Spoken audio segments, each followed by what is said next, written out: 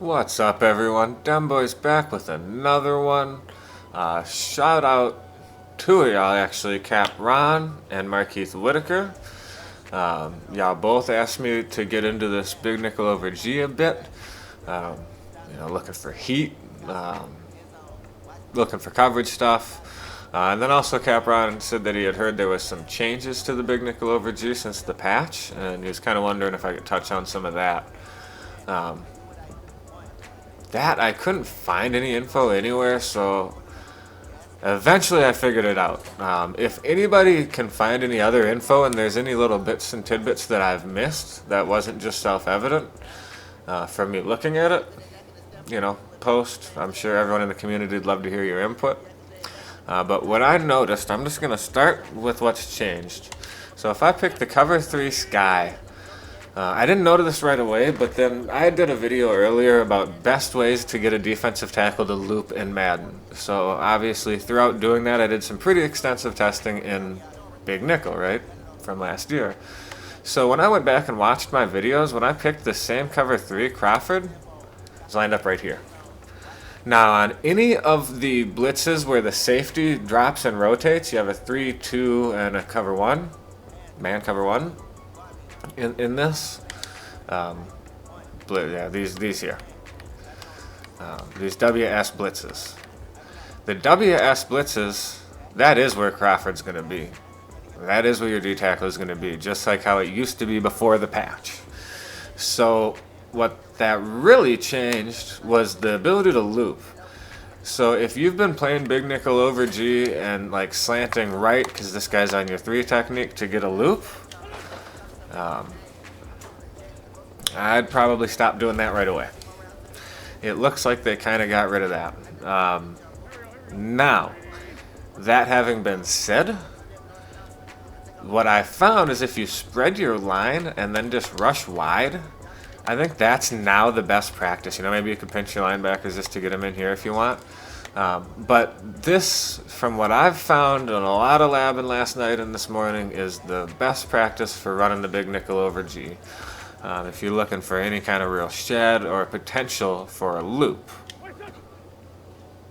Now, I don't know if you saw 98 there on the left side of the screen, Crawford, he really did try to loop. Like, he went wide.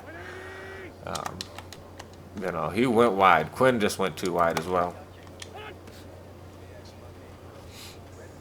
But just from a shed standpoint, from a potential for a looper standpoint, I've noticed this has been by far the most effective way. See, there we got the loop animation, and they shedded pretty quick. So if you're kind of looking to play it like that and just use the shed, just know that is a good way of doing it. That's how I would run this play now. We got the looper there.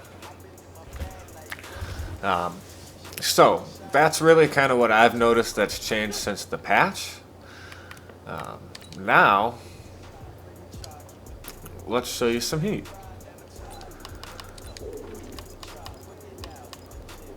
We'll go with the cover 3 blitz. Doesn't really matter. So, what this is going to be for is 5v5. You can get in pretty quick. A lot of times completely unblocked, free runner style. Now, that having been said, even earlier in the year, pre-patch, post-patch now, there is no 146 type true, like, real nasty free runner heat here, alright? 146 is a pretty unique formation in that way. But what I can tell you is this is probably the next best thing that I've found out of any type of a responsible pass coverage formation. So what you have to do, and you have to do this right away, and you have to do it quickly, is you have to spread your line wide, and that's why you have to do it quickly. When you spread your line wide, the safety's reset. You don't want to get quit snapped with that safety not set down on the line, so that's the first thing you have to do right away. Very important. Now, the entire way this works is you are going to try to get the the center to take a step this way. If you were doing it off of the other edge, you'd try to get the center to take a step this way.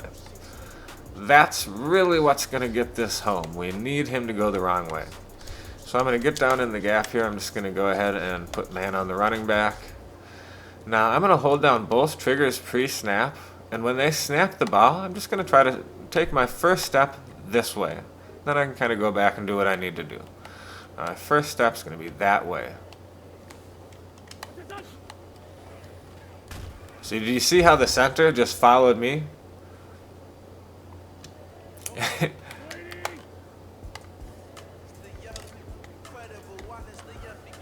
So you had him out here, whatever. So we're actually using with this guy. So again, I'm holding down both triggers. I'm just going in, manning up on the running back, holding both triggers. My first step is going to be that way. See, now that time the center didn't bite. So you're not likely to get the heat. It's really, I mean, it can still happen. It absolutely can still happen. But when the center bites, you know you've got something.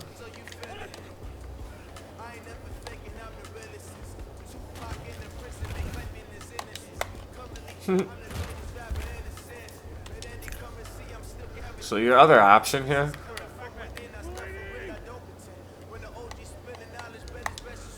would just be like take on the center and then kiss back.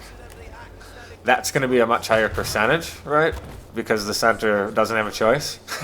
It's not about, you know, making him follow you at that point. It's just about the fact that you ate up that block, or that blocker. And then you just kiss back. Boom. That's the most consistent way to run this, okay? That is by far the most consistent way to run this. It's really not even close.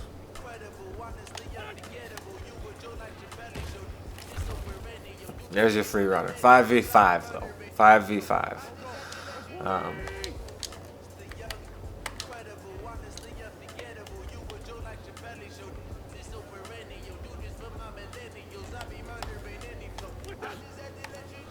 See, 5v4, when we try to do what we do with the free runner, I can't get that, you know, the blocking is going to slide on me.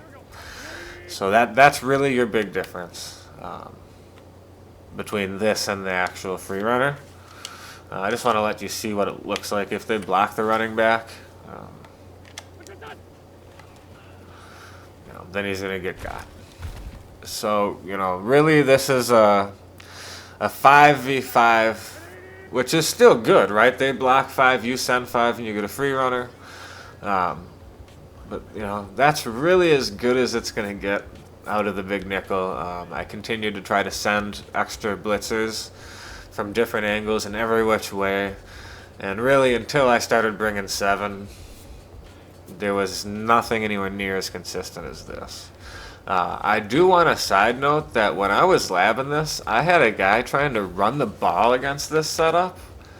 And, like, he was getting owned. And he was doing it out of one wide sets. Now, I don't know if he just was no good. Because, you know, this isn't like my 146. I don't run this all day, every day. So maybe some feedback from you guys. Cap Rock, Markeith Whitaker, maybe some feedback when you guys are using this setup, how it works for you against the run. But this dude was coming out in one wide sets and getting shut down, by and large. So I hope this was helpful as far as the changes, how they're lining stuff up now, how to get this blitz to come home. And the other thing I want to note real quick before I go, see, look at this where he's lined up. That's what's different on these types of blitzes that really allows all this to work. Is this is still lined up this, you know, as opposed to being lined up here, he's still lined up here. That's the only difference I've found post-patch. If anybody else has any input, feedback, please shoot it on along. I'm sure everyone would appreciate it. Other than that, I hope you guys enjoyed this. Shout out Cap Ronk. Shout out Markeith Whitaker.